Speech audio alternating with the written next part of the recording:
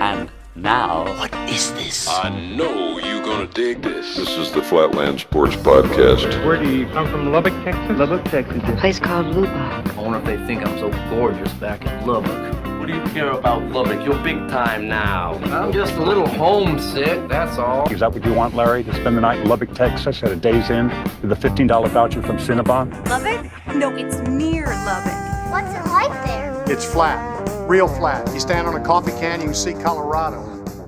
How are you doing from across the Great Plains of West Texas? This is the Flatland Sports Podcast, free and available worldwide, exclusively on YouTube. Wherever you are, however you are, I hope you are doing well. I hope you're happy. It's the most wonderful time of the year. That's right, the madness is upon us. We will preview the Red Raiders and Lady Raiders as they get set to begin their respective Final Four runs today. We'll also talk Tech baseball and softball, and of course we'll have the good, the bad, and the ugly. But first, this episode of the Flatland Sports Podcast is powered by Midwest Helmets, where owner Dallas Thompson turns football art into a full-on experience. If you've ever wanted a custom helmet of any team, any design, or a wild idea straight from your imagination, Dallas can make it happen. Want a classic double T like the one behind me? He'll do it. Bass Boat Glitter Shell? He'll do it. Need a helmet to rep your fantasy football squad? He'll build that too. Whatever you're dreaming up, Dallas brings it to life with incredible attention to detail. These are one-of-a-kind pieces that will level up your office, man cave, podcast studio, anywhere you rep your team. To order, just DM Midwest Helmets on Instagram or hit up their Facebook page. Both are linked in the description. And when you mention Flatland Sports in your message, you'll get 10% off your custom build. Midwest Helmets, custom, bold, and built to stand out.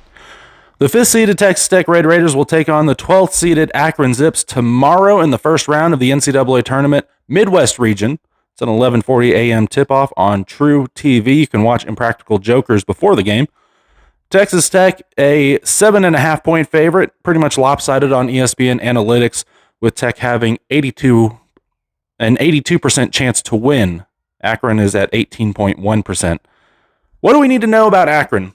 The Zips come in as the 12 seed, 29-5 overall, 17-1 in the MAC. Their lone conference loss coming to the undefeated Miami of Ohio Redhawks, but they've dominated otherwise. Akron coming off a thrilling MAC tournament championship win, 79-76 over Toledo, the game winner by Shama Scott in the final seconds.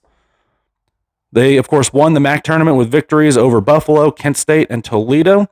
They have a strong non-conference win, including an 88-71 win over Tulane and just high-scoring wins throughout MAC play. They set program records with 29 wins and a massive home winning streak, 31 straight at James A. Rhodes Arena. Akron made the NCAA tournament by winning the MAC tournament for the third straight year, the first team in conference history to three-peat as tourney champs. And this is their 8th Division I NCAA appearance, but they are still seeking their first ever tournament win. They are 0-7 all time in March Madness. Hopefully 0-8 by the end of the day. The Red Raiders finished the regular season strong, but hit some turbulence late. They were ranked as high as number 13, had notable wins, including against top teams like Arizona, Iowa State, Houston, and Duke, but lost 3 straight entering the tournament, including a blowout in the Big 12 tournament. The biggest story by far, star forward JT Toppin, who put up 21.8 points per game, 10.8 rebounds per game, 1.7 blocks per game, and was a national leader in several categories, suffered a season-ending torn ACL February against Arizona State. He's out. I saw that he actually had surgery yesterday on the ACL, which has forced adjustments in rebounding, interior scoring, and defense. The team has shown resilience in spots, but has been very inconsistent without him, particularly in the last couple of games of the season. Players to watch for Akron: Tavari Johnson, the guard, leads with points per game with 20.1 points per game. Also tops in assists at 5 assists per game. His shooting splits are strong. He's got 51.2% from the field goal range, 37.3% as a three-point shooter, and he's an 87% free throw shooter. Amani Lyles leads in rebounds with 8 rebounds per game. He's a key contributor in the glass and defensively. And Elijah Mahaffey, the guard, leads in steals, 1.7 steal per game and almost 1 full block per game at 0.8 blocks per game. Adds a lot of defensive energy for the Zips. For Texas Tech, without JT Toppin, who leads in points, rebounds, steals, and blocks, you're going to need to have a lot of players step up, primarily Christian Anderson, 18.9 points per game, leads in assists at 7.6 assists per game, and he's an absolute elite shooter, 42.5% from three-point range, just an absolute sniper. Donovan Atwell, also a sniper, 13.5 points per game, but strong from deep, 45.4% three-point shooting. You're going to need every bit of those three-point shots to fall if you're going to win against Akron. Luan Watts, 11.5 points per game, 6 rebounds per game, and key in the rebounding battle with others like Jalen Petty, Luke Mamboya to provide depth. Keys to win. You need to play elite perimeter defense against Akron. You got to stop them from making threes. They live and die on the outside shooting, and so far they've only lived. We have to make them die. You also have to out-rebound Akron. This is where you've been weak ever since JT Toppin went down. They're very strong in the glass, 38.1 rebounds per game as a team. And without Toppin, Tech will need a collective effort from Watts, Anderson, and others to avoid second-chance points. And then the biggest one, in my opinion, avoid scoring droughts. You need shots to fall. You can't finish games with dry spells like you saw in the Big 12 championship loss to Iowa State. Keep the offensive flowing through Anderson and the other shooters. As I mentioned, a lot of people are picking Akron to upset. It's one of the most popular 12/5 calls in the bracket due to the Zips hot streak, the three-peat MAC title, and Tech missing JT Toppin. This is an absolute dangerous first-round game. As we saw, even post the JT Toppin injury, this Texas Tech team, is every bit as good enough to win the national championship game, to go make a Final Four. This game might be the most dangerous game in the entire bracket for Texas Tech. They've always played up to their competition, but when you have a sleeper game like this is where Texas Tech has stumbled in the games finishing the season after JT Toppin. I think Texas Tech will get the win in March Madness. As you know, I'm physically incapable of picking against Texas Tech. That said, I do believe Texas Tech's defense is going to step up and handle Akron, and Tech will win this one 82-74. With Texas Tech advancing past Akron in the first round, assuming they handle the Zips as the heavy favorite, the Red Raiders would face the winner of number 4 Alabama versus number 13 Hofstra in the round of 32. Here's a quick breakdown of how each potential opponent would match up against the Red Raiders. If Alabama advances, which is the likely scenario, Alabama's 23-9, has an explosive offense averaging 91.7 points per game nationally, and an elite field goal shooting team at 45.8%. Led by head coach Nate Oates. Alabama is the heavy favorite over Hofstra and would enter as a tough stylistic matchup for Texas Tech. Alabama's strengths versus Tech, the Tide's blistering pace and high-volume scoring could exploit Tech's recent inconsistencies and lack of interior dominance without JT Toppin. Alabama's guard, LeBaron Fillon Jr. at 20-plus points per game recently and Ratrell Whitesell Jr. as a reliable three-point threat match up well against Tech's backcourt, potentially creating transition opportunities. Their size and rebounding edge would test Tech's collective rebounding efforts. Alabama allows fewer points but scores in bunches, which could lead to scoring droughts for the Red Raiders if the shots aren't falling, especially like they were against Iowa State. The challenges for Tech: without JT Toppin's rim protection and rebounding, Alabama's efficient half-court sets with transition game could absolutely overwhelm the Red Raiders. Tech needs to show pace, force turnovers, and contest threes. Alabama shoots very well from deep. Defensive lapses like those in the Big 12 tournament would be fatal against this Alabama team. Alabama has the talent and depth advantage, even with recent disruptions. Aiden Holloway suspended due to off-court issues being one. This would be a high-scoring, fast-paced battle. Tech could keep it close with hot shooting from Anderson and Atwell, but Alabama's offense more than likely pulls away. Now, if Tech does keep it close with shooting, and you have a chance to hit a game winner late, that is Tech's best chance to score against Alabama. You've got to keep it close all the game. You can't allow Alabama to go on a run. You can't put yourself in a bad position by going on a scoring drought. You got to stay close and then just go win the game at the very end. Now, there's the upset scenario if Hofstra advances. Hofstra is 24-10. CAA champs, had a hot streak of 9-1 in the last 10 games, and their first NCAA appearance since 2001. This would be a classic mid-major Cinderella threat as a 13 seed. The Pride play tough defense, holding opponents low and live on the three. So basically, very similar to what what a Grant McCaslin UNT team was like. Their gritty half-court style and recent momentum could frustrate Tech if the Red Raiders get into scoring funks. Hofstra's physical front court might compete on the glass against a top-and-less Tech interior. Now, the challenges for Texas Tech against Hofstra is Hofstra's perimeter-oriented attack with Tech's perimeter D. Tech must contest threes aggressively and avoid giving up open looks. The Pride's defensive intensity could force turnovers, but Tech's Big 12 experience and guard depth, and of course Anderson's playmaking, should handle the pace better than a typical mid-major. Texas Tech definitely has the overall edge if Hofstra finds a way to upset Alabama and make it to the round of 32. In either case, Tech's keys remain, and this applies to all three games that I've mentioned. Elite perimeter defense, you have to out-rebound opponents, and you have to play consistent offense. You cannot allow a team to go on a run because you're just not having shots fall. The Red Raiders need March intensity to advance deeper, and that's it.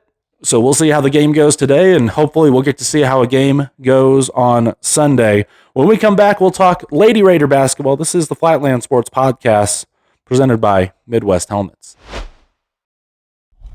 The 7th-seeded Texas Tech Lady Raiders will take on the 10th-seeded Villanova Wildcats today in the first round of the NCAA basketball tournament. That is a 7:30 p.m. tip-off on ESPN2 or ESPNU. I believe, actually, as of this moment, ESPN has confirmed it to be ESPNU. Texas Tech, a 1.5-point favorite, pretty much dead even on ESPN Analytics, with Tech having a 52.2% chance to win over Villanova. What do we need to know about Villanova? The Wildcats come in as a number 10 seed, 25-7 overall, 15-5 in the Big East, and a strong conference finish. The Big East tournament runner-up won quarterfinals over Providence, 73-65, and semifinals over Seton Hall, 62-48, but lost the championship to UConn, 51-90. Villanova coming off a solid Big East run, earning an automatic bid as a tournament finalist after a competitive season. They set a high bar with dominant wins over lower-tier conference foes and some quality non-conference results. Some of their notable wins include number 25 West Virginia, who they beat 81-53, Temple, who they beat 88-58, St. John's 85-48, DePaul they won 81-48, Xavier they beat 78-38, and have a strong road win at Crichton 74-64. They've been hot in stretches, going 7-3 in their last 10, but struggled against elite teams like UConn. They've got multiple losses this year, and Marquette. This is their first NCAA appearance since 2023, 14th overall, and they're seeking to advance under Coach Denise Dillon. The Wildcats are balanced, led by guard play and elite perimeter shooting. Texas Tech this season, the Lady Raiders are 25-7, 12-6 in the Big 12, tied for fourth, had a breakout year under head coach Krista Gerlich. They were picked 13th in the Big 12 preseason poll, but exceeded expectations with their highest conference finish since the 2012-2013 season and their most overall wins since 2003-2004. They earned an at-large number 7 seed as one of the most improved teams. One of the big storylines, wins over foes like number 15 and number 14 Baylor, 87-56 at home and 61-60 on the road. They took down number 12 TCU 62-60 plus non-conference dominance. They also have wins over Arizona 80-49, Mississippi State 69-62, and they went 7-3 versus the NCAA tournament teams and boast elite defenses. They only allow 58.1 points per game. They average 5.8 blocks per game. Nationally, that puts them in the top 10, and they force 19.5 turnovers. Bench depth is a strength with 28.6 points per game off the bench, which is top 10 nationally. And this is their 21st NCAA appearance all time. They are 30-19 all time, and the first since 2013. And as we sit today, they are absolutely primed for a run. Players to watch for Villanova: Jasmine Bosco leads in points per game with 18.8, also tops in assists with 4.8. Shoots 39.9% from field goal range, 28.2% from three-point range, and 83.5% as a free throw shooter. Braden McCurry leads in rebounds with 5.2 per game and is efficient inside, 53.3% from field goal range, 38.5% from three-point range. Kennedy Henry, the guard, leads in steals at 2.4 steals per game, adds defensive pressure and scoring at 9.3 points per game. And Danae Carter leads in blocks at 1.2 per game. She's also a really strong rebounder, 5 rebounds per game. For Texas Tech, of course, Bailey Maupin leads in points with 15.1 points per game. She's a key scorer for this team and a WBCA All-American finalist. Jalen Bristow leads in rebounds, 5.7 rebounds per game and 2.1 blocks per game. She is the absolute defensive anchor of this team. And Gemma Nunez leads in assists, 4.8 assists per game, 2.1 steals per game. She's the floor general, nearing career milestones at 500 assists, rebounds, and close to 500 steals per game. And of course, other names like Snudda Collins, 14.8 points per game off the bench, and a national leader in bench scoring, providing depth and scoring punch. Now, keys to win this game: lock down the perimeter defense. Villanova relies heavily on guard play and assists, 17.9 assists per game, contest threes, and limit Jasmine Basco and Kennedy Henry. Number 2, dominate on the glass and blocks. Tech's elite blocking, 5.8 blocks per game versus Villanova's rebounding, 35.2 rebounds per game. Force turnovers and second chance denial, and you will come up on top. And then, of course, leverage bench and defense. Tech forces turnovers, 19.5 points per game, and gets production from the bench and depth. Avoid offensive droughts, just like we talked about with the men's team, and use Gemma Nunez's playmaking. This is a toss-up first-round matchup. Dead even records, close analytics, and both teams hot in spots. Villanova brings Big East grit, but Tech's Big 12 defense and overachievement make them a slight favorite in this neutral site environment. I believe the Lady Raiders will get the win in March Madness and will advance for the first time in decades. And Tech wins this one 68-62. Now, with Tech advancing past Villanova for the first round as a slight favorite, the Lady Raiders would face the winner of either number 2 LSU or 15th seeded Jacksonville in the round of 32. Now, if LSU advances, which is the likely scenario, LSU is a strong number 2 seed. They have a high-powered offense with stars like Flau'jae Johnson, Michaela Williams, and Anish Morrow, and of course led by legendary women's coach Kim Mulkey. They would be a huge heavyweight matchup. Now, their strengths versus Texas Tech: LSU is explosive in scoring and athleticism, could test Tech's defense in transition. Their size and rebounding might challenge Tech's interior without dominant height. Challenges for Tech would be to slow the pace, force turnovers. Tech excels in this regard, and contest threes. LSU thrives on big runs. Defensive lapses could lead to blowouts, just as they have for the men's side. LSU has the overall edge, but Tech has a better than most people realize defense. They average 58 points per game allowed, and the bench can keep it competitive if the shots continue to fall. Just like in any game like this, all you have to do is stay close and then find a way to finish it off at the end. And if Tech can do that and avoid scoring droughts and play the same solid defense that they've played all year, they have every opportunity to advance to the Sweet 16 against LSU. Now, if Jacksonville advances, which is the upset scenario, Jacksonville is a 15 seed underdog, but also a mid-major with momentum. There would be a lot more manageable, but definitely a sneaky threat against Texas Tech. Their strengths versus Tech is Jacksonville has gritty defense. They are hot shooting and could frustrate Tech if Tech starts slow. Challenges for Tech would be to avoid complacency, contest everything, play at the same high level that you've played all year. Texas Tech absolutely has the overall edge over a team like Jacksonville, but you just have to watch out and avoid sleepwalking into that game. Either way, Texas Tech keys remain for all 3 games: play elite defense, force turnovers, and you need production from your bench to consistently play offense throughout the game. You need Bailey Maupin, Gemma Nunez, and Jalen Bristow to step up. This is their first NCAA tournament in 13 years. March intensity could fuel a deep run. Could also be something that you struggle to overcome when the lights get really, really bright. That said, I believe in this Lady Raider team. This is a team that has far exceeded expectations going into this year. I was way out. I thought we were going to be looking for a new head coach for the Lady Raiders after this season, and I have been brought right back in, and I'm pulling for the Lady Raiders, and I believe Texas Tech will actually make the Sweet 16 this year. We shall see.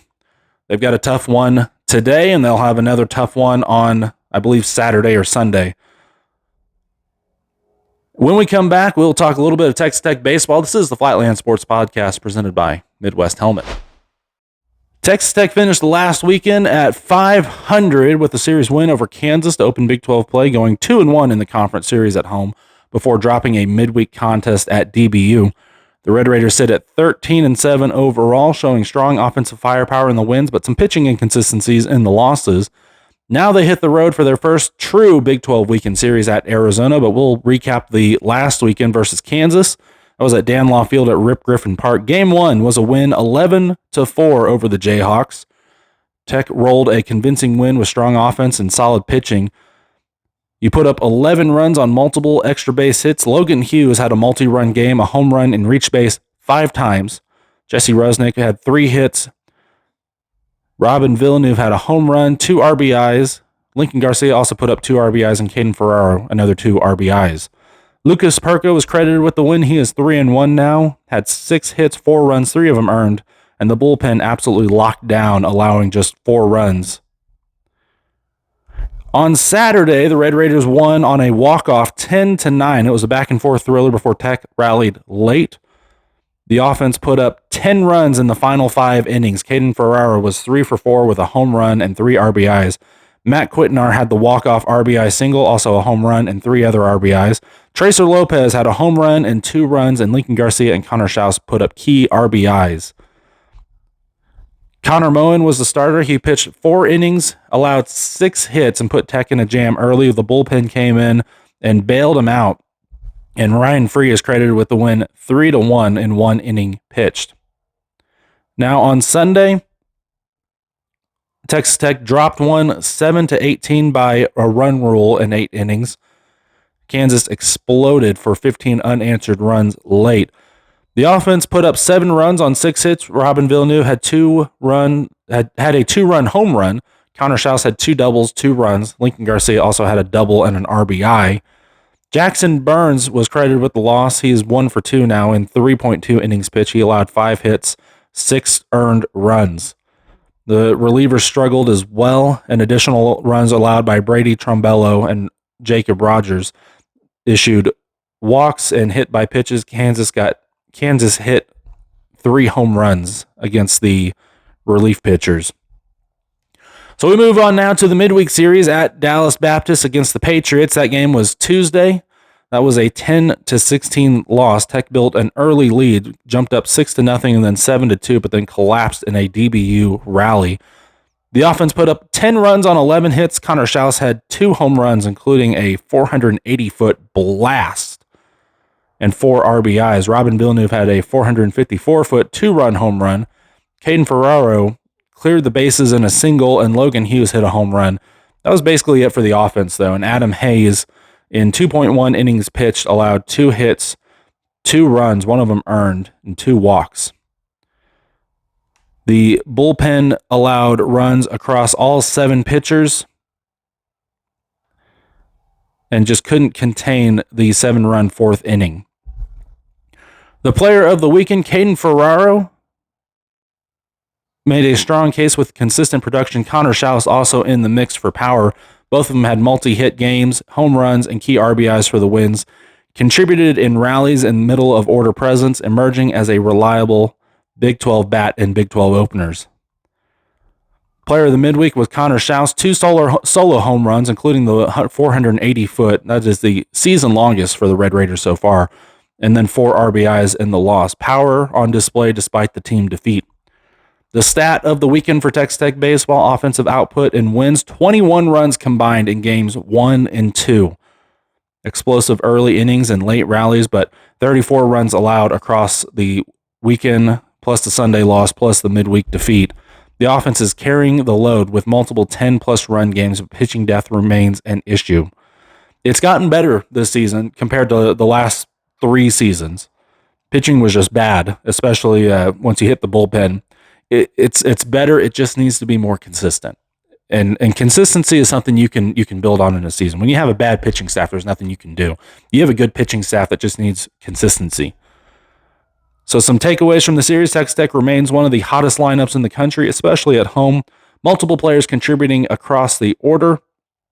Big 12 debut showed promise with a series win over Kansas, but a midweek loss highlights bullpen vulnerabilities with lots of walks and big innings. Pitching flashes strength with Perko and key relief escapes, but you need more consistency moving forward. But it is a strong start to conference play, 2-1, and now you get a real road test at Arizona. That series starts today. First pitch is at 8 p.m.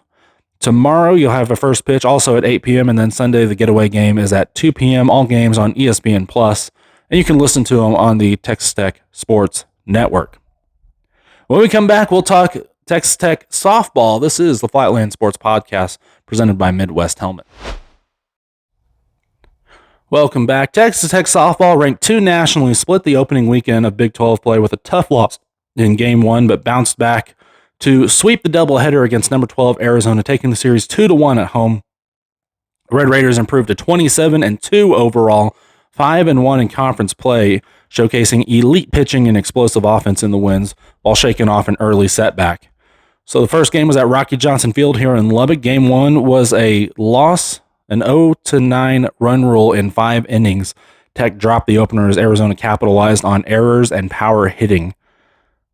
Offense had 0 runs on 4 hits. Taylor Pennell had a double. Caitlin Terry, Jasmine Burns, and Jackie Liz had a single each, but struggled to produce runs. You threatened in the 4th with runners on 2nd and 3rd, but no scoring. Nigeri Kennedy was credited with the loss. She is 9-2 now in 4 innings pitched. She had 6 hits, 9 runs. 4 of them were earned. 2 walks and 8 strikeouts. So strong strikeouts, but unearned runs absolutely hurt. Samantha Leakin finished up with 1 inning pitched and 1 strikeout. There were no hits, no runs, no walks. A clean final frame. Arizona had 3 home runs, including a grand slam by Grace Jenkins, and errors led to 5 unearned runs in 3rd. Saturday, the Red Raiders rallied from an early deficit for a dominant 14-6 run rule win in 6 innings. The offense put up 14 runs on 13 hits, had explosive innings. Caitlin Terry was 2 for 3 with 2 home runs, 3 RBIs, a solo in the first.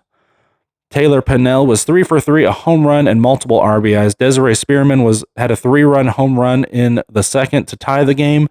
Jasmine Burns went 3 for 4 with an RBI. Mia Davis went 2 for 3 with an RBI. That's her 300th career hit, by the way. Lauren Allred pinch hit and had a solo home run to end the game. Jackie Liz had an RBI single. Caitlin Terry pitched both ways, 3.2 innings pitched in relief. She had 6 hits, 6 runs, 6 of them earned, but also 4 strikeouts. Samantha Lincoln was credited with the win. She is 5-0, by the way. 2.1 innings pitched, allowed 2 hits, no runs, 1 walk, and 1 strikeout. And the staff navigated an early 5-1 deficit and then held Arizona after a 6-6 tie. And then game 3 to end the Saturday doubleheader was a 8-0 run rule win in 5 innings. You give us 1 run rule, we'll give you 2.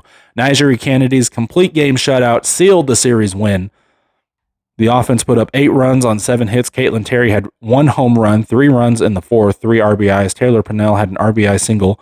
Mia Davis was 2 for 3 in RBIs, a game-saving catch, robbing an extra base hit. And Jackie Liz had an RBI. Mia Williams scored on a delayed steal of home, and an early 3-run first added in the 3rd and 4th.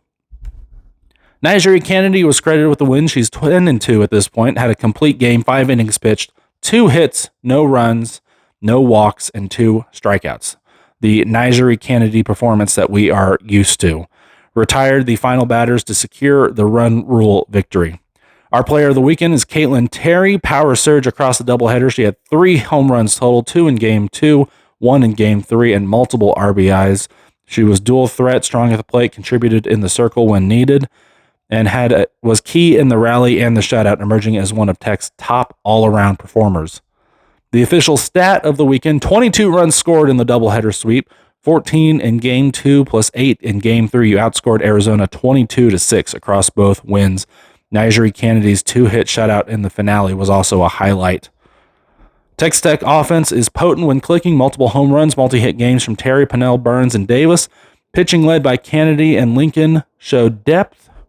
And depth was something that you were absolutely missing last year on the pitching side. Kennedy was able to put this team on her shoulders and take you all the way to a national championship game. But if you had just one more piece, you would have gone all the way, and that's what you have this year, and that's why Texas Tech has been so strong. When we come back, we will have the good, the bad, and the ugly. This is the Flatland Sports Podcast presented by Midwest Helmet. Audio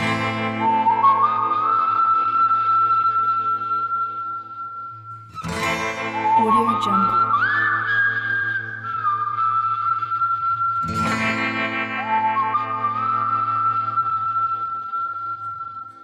Audio Jungle.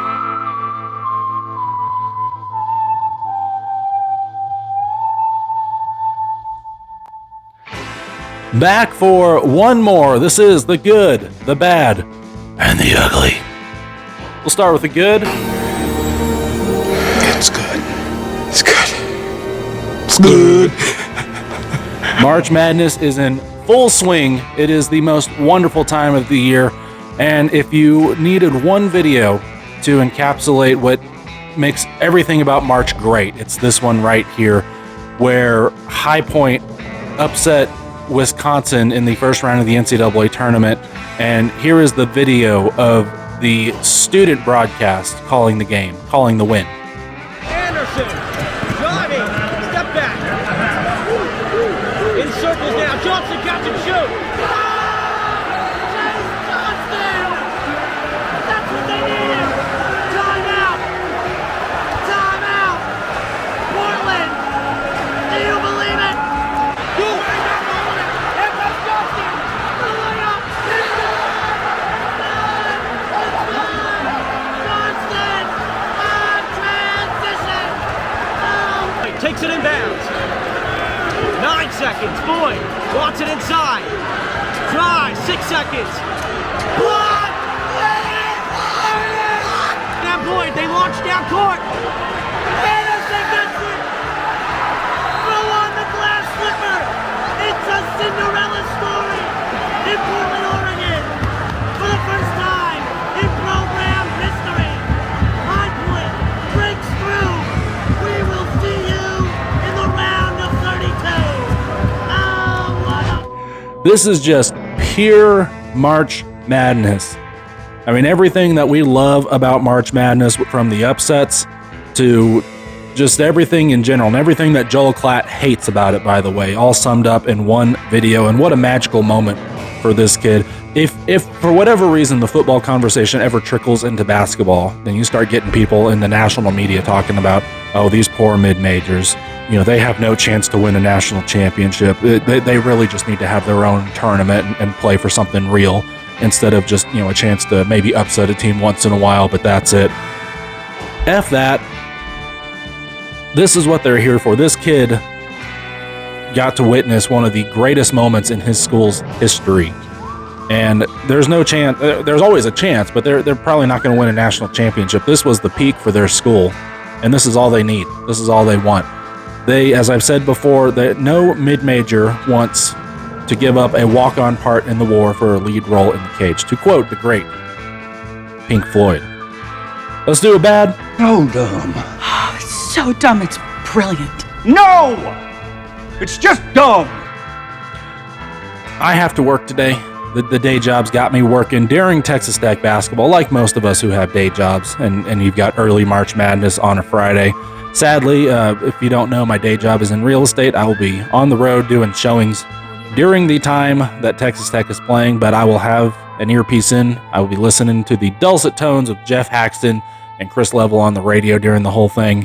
I will have my phone. I will be watching the stats. I'll be watching the TV broadcast anywhere I can. This is the struggle for people who have to work in the month of March. And if you're still in college, if you're still enjoying this, get ready. However, I do believe March Madness is best enjoyed when sitting in an office cubicle and watching on your phone. Let's do an ugly. Whoa! This is worthless. It's less than worthless, my boy. BYU losing to Texas in the first round. BYU, you had one job as a representative of the Big 12. What are we doing here? We put you up to this. We thought you could handle it, and you just laid an egg. AJ DeBonsa scored 35 points. It was not enough. They just didn't have enough help around him. And that was BYU's struggle really all season, especially in the second half of the season after losing some key pieces to injury. But that's it for BYU season. Now, of course, it's up to Texas Tech to keep it going. But you let the Longhorns, who barely snuck their way into the tournament, get into the second round. How dare you, BYU? But that's all I've got for you. Thank you so much for taking the time today. Please, if you're here right now, please take a moment to like the video, subscribe to the channel. It's free for you. It helps me tremendously. I will be back next. I keep saying Thursday. These videos really don't come out till Friday. What I'm doing is I'm recording them Thursday nights. Although in today's case, I was a little bit late. I'm recording Friday morning. But I'm trying to get in the rhythm of recording in the evenings for when we shift over to live shows, which should be coming. My plan is to start live shows at the beginning of the 2026-2027 athletics year. But thank you so much for taking the time to join me today. For Flatland Sports, I am Christopher Johnson. Thank you so much, and Recon Tech.